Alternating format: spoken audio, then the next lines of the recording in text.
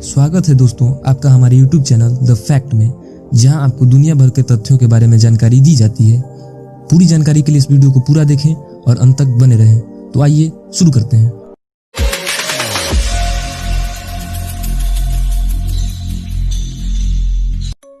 दुनिया में हजारों ऐसे भूतिया जगह हैं जहां आज भी भूतों के होने का प्रमाण मिलता रहता है। अगर आप भी भूत और भूतिया जगहों के बारे में रुचि रखते हैं तो ये वीडियो आपके लिए है और सिर्फ आपके लिए ही है।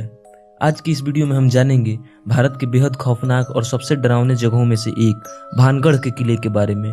तो सारे काम छोड़कर शांत बैठिए और तथ्य के बारे में जानने के लिए अपने मोबाइल से चिपक जाइए। भानगढ़, राजस्थान।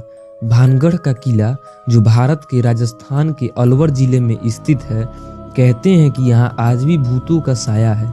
यहाँ भूतों का इतना आतंक है कि सूर्योदय के पहले और सूर्यास्त के बाद यहाँ कोई भी जाने की हिम्मत नहीं करता। यहाँ तक कि यहाँ भारतीय पुरातत्व विभाग, भारत सरकार का भी निर्देश है कि सूर्योदय से पूर्व या सूर्यास्त के पश्चात यहाँ कोई न आए। बहुत से लोगों का ये भी कहना है कि यहाँ ऐसा कुछ नहीं है, पर स्थानीय लोगों की माने तो रात होने के बाद यहाँ से डरावनी आवाजें आती हैं। कुछ तो ऐसा भी कहते हैं कि कभी कभी पायल की आवाज के साथ इत्र की भी सुगंध आती है।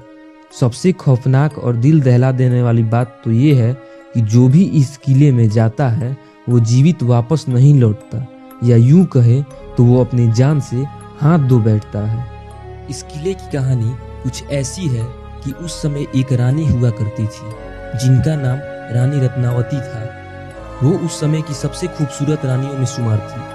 बहुत से राजा उनसे विवाह करने की इच्छा रखते थे। जब रानी विवाह के योग्य हो गई तो कई राजा अपने अपने धन्य धान्य, शान शौकत, हाथी घोड़े और पूरे राजश्री ठाठ बाट के साथ रानी से विवाह करने के लिए पधारे।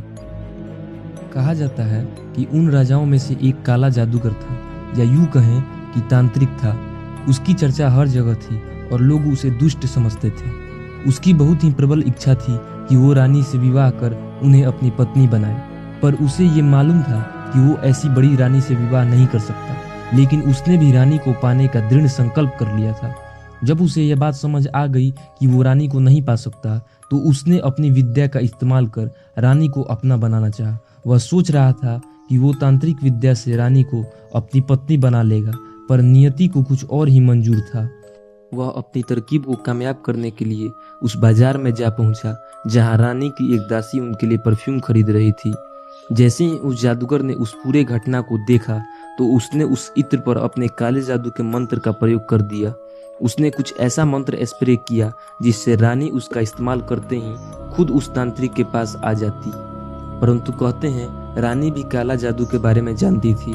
वे परफ्यूम का डिब्बा देखते ही समझ गई कि इसमें कुछ गड़बड़ है, और उन्होंने उस इत्र के डब्बे को एक चट्टान पे फेंक दिया, जिसकी वजह से उस तांत्रिक का मंत्र एक्टिवेट हो गया और वो चट्टान उड़ता हुआ उस जादूगर के ऊपर गिर गया, जिससे उसे बहुत चोट आई और वो मरने लगा। मरते मरते उसने पूरे भानगढ़ को बर्बाद हो जाने का श्राप दे दिया। और इस घटना के साल 2 साल के भीतर ही ऐसी ऐसी घटनाएं हुई कि पूरा भानगढ़ तहस नहस हो गया। इन सब के बीच रानी रत्नावती का भी स्वर्गवास हो गया। यहाँ के स्थानीय लोगों का कहना है कि जिस आत्मा के कारण पूरा इलाका भूतिया कहलाता है, वह किसी और की नहीं बल्कि रानी रत्नावती की ही है, जो आज भी इत्र की बोतल को लेकर भटकती रहती है और किसी को भी वहां निवास नहीं करने देती। सबसे हैरान करने वाली बात तो ये है कि इस इलाके में कोई भी इमारत नहीं बन पाती है। जब भी किसी ने कुछ बनाने का प्रयत्न किया तो वह एक रहस्यमयी तरीके से बर्बाद हो जाता है, और कई बार तो वहां काम कर रहे वर्कर्स को भी चोट लग जाती है। तो बस इतनी सी है भूतों के घर बने भानगढ़ की कहानी। यदि आपको यह तथ्य अच्छा लगा तो हमारे चैनल को सब्सक्राइब करें, वीडियो को लाइक करें और शेयर करें, ताकि आगे भी आप ऐसी ही फैक्ट्स के बारे में जान सकें। तो मिलते हैं अगले वीडियो में, तब तक के लिए बाय।